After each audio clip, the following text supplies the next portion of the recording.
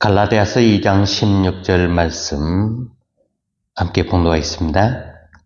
사람이 의롭게 되는 것은 율법의 행위로 말미암음이 아니요 오직 예수 그리스도를 믿음으로 말미암는 줄로 알므로 우리도 그리스도 예수를 믿나니 이는 우리가 율법의 행위로서가 아니고 그리스도를 믿음으로써 의롭다 함을 얻으려 함이라. 율법의 행위로서는 의롭다 함을 얻을 육체가 없느니라. 아멘. 우리는 지난주에 하나님의 말씀에 대해서 살펴보았었습니다. 하나님의 말씀이라는 소유격을 어떻게 해석하느냐에 따라서 전혀 다른 결과가 나온다고 말씀드렸습니다. 주격의 의미로 해석을 하게 되면은 하나님이 말씀이시다라는 의미였고, 목적격의 의미로 해석을 하게 되면 하나님이 말씀을 가지고 있다라는 의미였습니다. 우리는 이것을 구분해서 말할 필요가 있습니다. 무슨 말인가 하면 주격의 의미로 해석을 하게 되면 하나님이 말씀과 동격입니다. 그러나 목적격의 의미로 해석을 하게 되면 하나님이 말씀을 가질 수도 있고 가지지 않을 수도 있기 때문에 하나님과 말씀이 동격이 될 수도 있고 안 될 수도 있다라고 하는 이야기입니다. 이 말을 하나님의 사랑이라는 말에서 확연하게 드러나지요. 하나님이 사랑이시다라는 말을 할 때는 하나님과 사랑은 동격으로 나타납니다. 그러나 사랑이 하나님이냐라고 물은다면 그럴 수도 있고 그렇지 않을 수도 있다라고 하는 것이죠. 이것을 우리는 사도신경이라고 하는 우리가 고백하고 있는 그 신조를 어떻게 해석하느냐에 따라서 전혀 다른 길로 가고 있는 모습을 우리는 살펴볼 필요가 있습니다. 라틴어로 되어 있는 사도신경에서 성도들의 교제라고 하는 성도의 교제라고 하는 단어 상토룸 커뮤니오넴 이라는 표현이 있는데 이 성도들의 교제 상토룸이라고 하는 단어는 남성 복수 이격과 중성 복수 이격으로 해석이 가능합니다. 남성 복수 이격으로 해석을 하게 되면은 거룩한 남자들의 교제입니다. 거룩한 남자들이 직접 참여해서 교제를 한다라고 하는 의미이지요. 그러나 중성 복수 이격으로 해석을 하게 되면은 거룩한 것들의 교제가 됩니다. 거룩한 것들이 거룩한 사람들을 거룩하게 한다라고 하는 의미를 가지게 되지요. 그래서 거룩한 것들이 성례에 참여한 사람들을 교제시켜서 거룩하게 하는 것이다. 여기에 거룩한 것들은 건물이 될 수도 있고요. 그림, 성화, 모자이크, 미사, 성직자 등등 여러 가지 것들이 포함이 되겠죠. 물론 칠성례를 포함을 하고 있습니다. 이 상토룸이라고 하는 이 단어, 이 소유격을 어떻게 해석하느냐에 따라서 지금의 개신교와 로마 카톨릭의 교리를 만드는 주요한 원인이 되었다는 사실을 우리는 알아야 합니다. 지난주에 우리는 말씀이신 하나님께서 우리 인간에게 말로 자신을 거시고 말씀으로 하나님 자신을 우리에게 넘기실 때에 우리는 하나님에게 응답할 수 있다고 했습니다.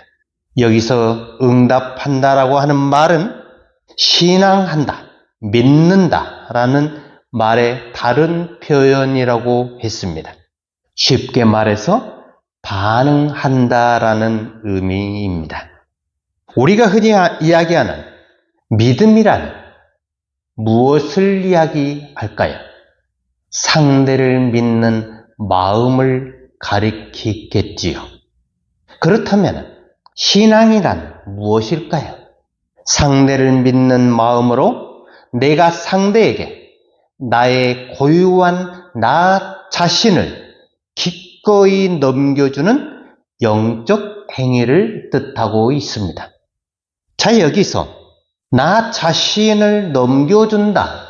하나님이 자신을 넘겨준다. 내가 하나님 앞에 내 자신을 넘기고 자신을 건다라고 하는 이 말의 의미가 잘 이해가 안 되는 부분이 있을 것 같은데, 이건 쉽게 이야기하면 우리가 잘 사용을 않는 용어이기 때문에 어렵게 다가오지요. 이 말이 무슨 말이냐 하면은, 내가 상대에게 말을 할 때 내 입술을 떠난 그 말이 상대의 귀에 들릴 때 그냥 그거 그대로 들리는 게 아니다라고 하는 이야기입니다.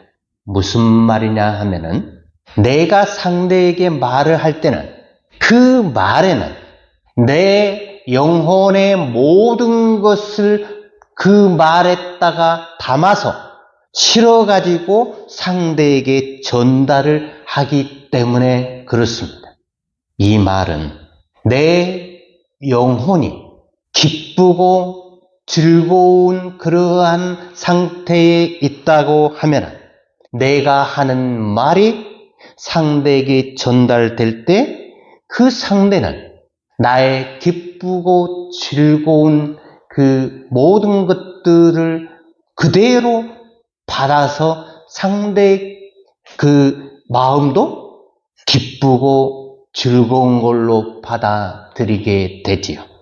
그러나 내 영혼이 병들어 있는 상태에서 상대에게 말을 할 때는 내 마음이 상한 상태에서 내 감정이 완전히 엉클어져 있는 상태에서 상대에게 말을 할 때는 내 말의 모든 것이 나 자신을 그 말에다 담아서 전달을 하기 때문에 상대가 내 말을 받는 순간 내 병든 말이 상대의 그 마음에 상처를 입혀서 상대 또한 병들게 한다라고 하는 사실을 말하는 나는 알지를 못합니다. 그래서 내가 하는 말이 틀린 말이 아니고 맞는 말이라고 그렇게 이야기하지만 상대는 그 말을 맞는 말인 거는 인정을 하지만 그 본심이 의도를 가지고 말을 하고 있기 때문에 상대의 말을 듣지 않으려고 한다라고 하는 사실입니다. 이것이 저와 여러분들이 일상생활에서 쓰고 있는 말의 진짜 모습이라고 하는 것이죠. 그래서 내가 내 자신을 넘긴다라고 하는 이야기는 중요한 표현입니다. 해가 동쪽에서 떠서 서쪽으로 지는 것을 가리켜서 나는 신앙한다라고 말하지 않습니다. 그냥 믿는다라고 표현을 하지요. 믿는다라고 하는 용어는 어떠한 사실이나 상태를 말하는 그 상대에게 내가 동의해 주는 것을 뜻하고 있습니다. 물론 신앙도 상대방에게 내가 동의해 주는 마음을 가집니다. 그러나 당신의 생각이 맞기 때문에 내가 신앙합니다라는 표현을 쓰지는 않습니다. 그런 점에서 신앙한다는 것은 믿는다라는 것에서 한 걸음 더 나아가서 내 마음을 나타내는 단순한 동의나 일치보다 조금 더 깊은 그 무엇을 뜻하고 있습니다. 특히 하나님 같은 인격적인 분을 대할 때 우리의 의지와 행위를 저분의 마음이 나에게 전달될 때 거기에 대한 반응으로 내가 받아들이고 수납하는 것을 신앙이라고 이야기합니다. 그것을 받아들이기 위해서, 특히 하나님의 인격을 내가 받아들이기 위해서는 내가 내 자신을 하나님께 넘겨야 됩니다. 내가 하나님에게, 상대에게 내 고유한 심장이라고 하는 하나밖에 없는 내 자신을 기꺼이 넘겨드리는 행위를 가리켜 신앙이라고 이야기합니다. 신앙이라는 말이 헬라어로 피스티스라는 말인데 신약 성경에서 바울이 압도적으로 많이 사용을 하고 있습니다. 오늘 본문인 갈라디아서 2장 16절에서도 바울은 이 피스티스라는 말을 사용을 하고 있지요. 사람이 의롭게 되는 것은 율법의 행위로 말미암음이 아니요 오직 예수 그리스도를 믿음으로 말미암는 줄 알므로 우리도 그리스도 예수를 믿나니 이는 우리가 율법의 행위로서가 아니고 그리스도를 믿음으로써 의롭다 함을 얻으려 함이라. 율법의 행위로서는 의롭다 함을 얻을 육체가 없느니라. 여기에서 오직 예수 그리스도를 믿음으로 말미암는 줄 알므로 우리도 그리스도 예수를 믿나니. 저번에 이야기했듯이 예수 그리스도를 믿음으로 이 번역은 잘못되었다라고 말씀을 드렸었지요. 예수 그리스도를 믿음으로 우리도 그리스도 예수를 믿나니 이게 아니란 이야기입니다. 올바른 번역은 오직 예수 그리스도의 신앙으로 말미암는 줄 알므로 우리도 그리스도 예수를 믿나니 예수 그리스도의 신앙입니다.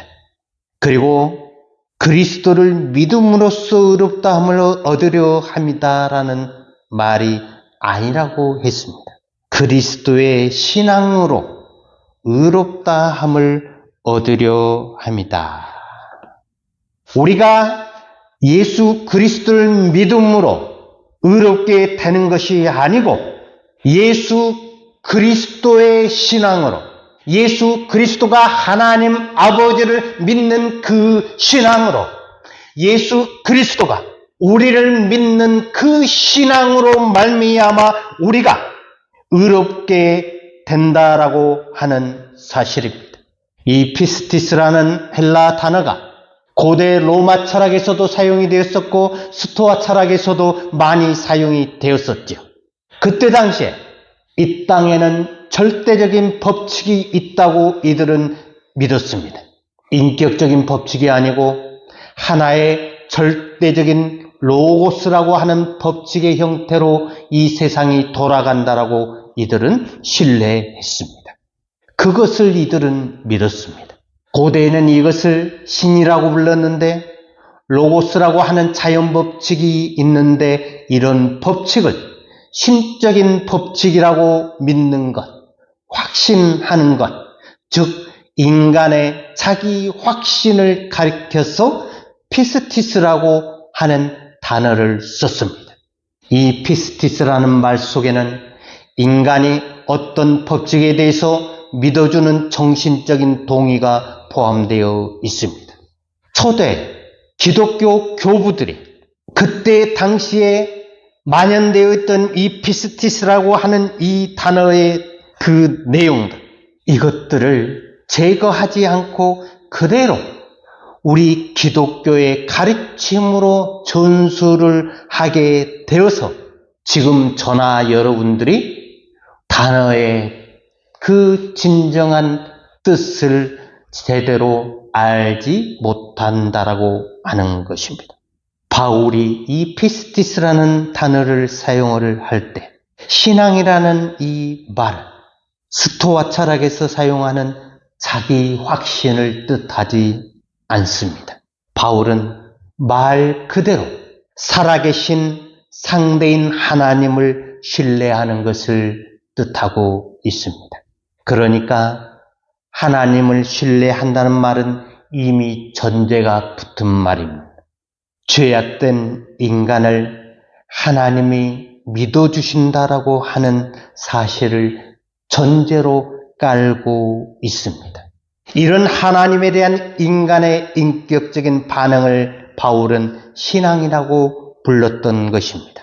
다르게 말하자면 인간을 전적으로 믿어주시는 하나님의 신앙 혹은 하나님의 사랑을 바울은 사실상 신앙, 피스티스라는 말로 이해했는데 조금 더 리얼하게 말한다면 이런 하나님의 신앙에 인간이 전적으로 반응해서 인간이 하나님을 믿어주는 것, 이걸 신앙이라고 불렀습니다. 인간을 신뢰하여 하나님의 아들 독생자 예수 그리스도를 보내주셨습니다. 바울은 이 사실을 항상 전제로 깔고 이야기하고 있습니다. 바울이 이것을 강조하면서 우리가 이런 그리스도를 신뢰하는 피스티스, 신앙을 하나님의 은혜라고 해석했습니다. 무슨 말이냐? 하나님의 계시, 하나님의 인간을 향한 자기 계시, 하나님이 인간을 믿어주시면서 자신을 드러내신 것을 말하고 있습니다. 이런 하나님의 신앙에 인간이 인격적으로 반응해서 인간이 이제는 하나님을 믿어주는 것을 가리켜 바울은 신앙이라고 불렀습니다. 그래서 신앙을 통해 구원받는 거라고 강조했습니다.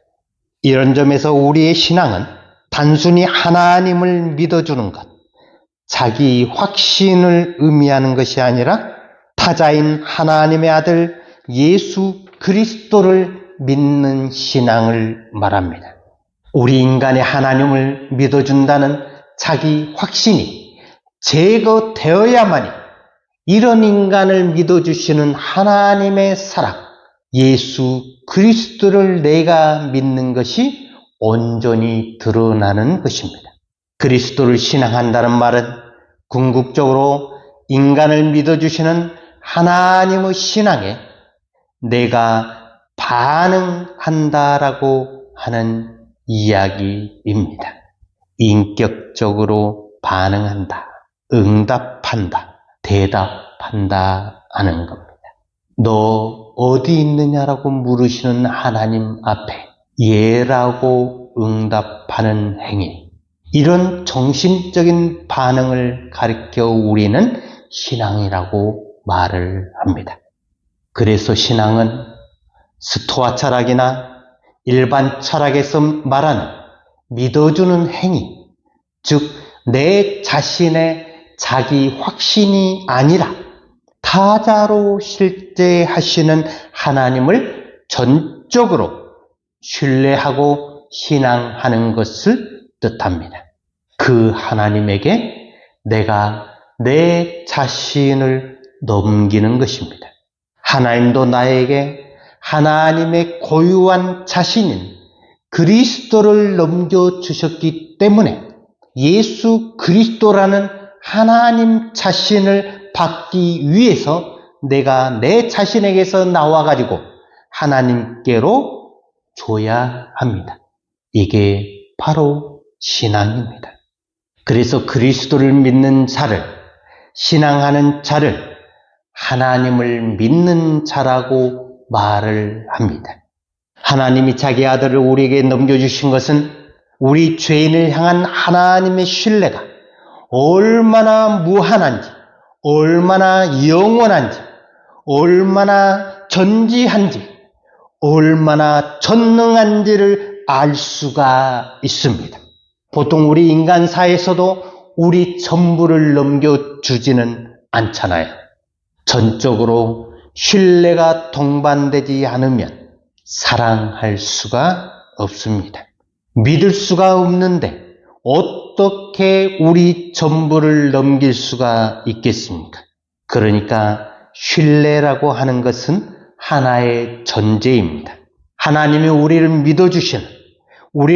믿어주시는 그 전제 하에서 우리를 사랑해 주시는 것입니다. 우리를 사랑해 주셔가지고 독생자 예수 그리스도로 자신을 우리에게 넘겨주시는 것입니다. 신앙이라는 기초 위에 하나님의 사랑이 펼쳐지는 것이지요. 그런데 이런 기독교 신앙이 언제부터인가 경건화되어 버린 것이 문제가 된 것입니다. 신앙은 경건이다. 이렇게 되어버리면 상당한 문제를 가지게 됩니다. 대체로 우리가 경건이라고 하는 것은 종교적인 훈련을 통해서도 충분히 활성화됩니다. 경건하라고 말을 안 하더라도 우리의 영혼이 활성화가 되면 자연적으로 우리는 경건해집니다. 이런 경건이 내용적으로 보면 신앙과 상당히 유사합니다. 이것 때문에 많은 사람들이 신앙은 경건이다라고 오해를 한다라고 하는 점입니다. 신앙에서 경건이 나올 수 있습니다. 그렇지만 경건에서 신앙은 나오지 않습니다. 그 이유는 신앙이 경건보다 훨씬 더 크기 때문에 그렇습니다. 특히 인간의 경건은, 인간의 사랑은, 인간의 신앙은 인간이 하나님께로 올라가는 방식을 택하고 있기 때문에 그렇습니다. 인간의 신앙은 원초적으로 인간의 반응입니다. 하나님이 인간에게 내려오신 아가페적인 사랑, 그 하나님의 사랑에 대해서 인간의 영혼에서 일어난 일종의 반응에 불과한 것입니다. 그 반응을 강조하고 높이는 경향이 있는데 그게 아닙니다. 죄인을 믿어주시는 하나님의 신앙에 있다라는 사실을 우리는 알아야 합니다. 죄인을 믿어주시는 하나님의 신앙이 없다면 우리가 하나님을 믿어주는 신앙은 절대로 일어나지 않습니다. 경건한 자가 신앙이 좋은 자라, 그 말은 틀린 말입니다. 경건은 구원을 주지 않습니다. 오히려 경건 때문에 하나님의 선물인 신앙이 핍박을 받을 수 있다는 사실을 여러분 기억하시기 바랍니다. 하나님을 경건하게 오직 하나님의 말씀, 율법을 따라서 섬기고 살았던 바리새인들을 여러분 기억하십니까? 그들은 경건하게 살기 위해서 몸부림쳤던 사람들 아닙니까? 우리 중에 바리새인같이 살 수 있는 사람들이 누가 있겠습니까? 하나님 앞에서, 사람들 앞에서 경건하게 살았던 그 바리새인들이 예수를 핍박해서 십자가에 죽였다는 사실을 여러분 기억하시기 바랍니다. 예수님은 왜 경건하게 살려고 노력하는 바리새인들을 향하여서 저주하셨습니까? 우리가 볼 때 그분들의 경건이 종교적인 삶에 있어서 참으로 대단하지 않습니까? 그들의 종교적인 열심, 노력, 봉사, 그러한 것들을 보시면서 예수님은 저주에 가까운 말씀을 많이 하셨다라고 하는 이야기입니다. 무슨 말이냐? 바리새적인 유대인들은 인간의 외면에 대해서 많이 강조한 경건이었습니다. 참다운 변화는 영혼의 내면, 정신에서 가능하다는 것입니다. 그래서 정신의 외면에 집중적으로 투자한 바리새적인 경건에 대해서 처참하리만큼 저주를 많이 하셨다라고 하는 사실을 우리는 알아야 합니다. 지금 우리의 삶 가운데서 이 바리새적인 경건의 삶이 당연하다라고 이야기하는 이들이 있습니다.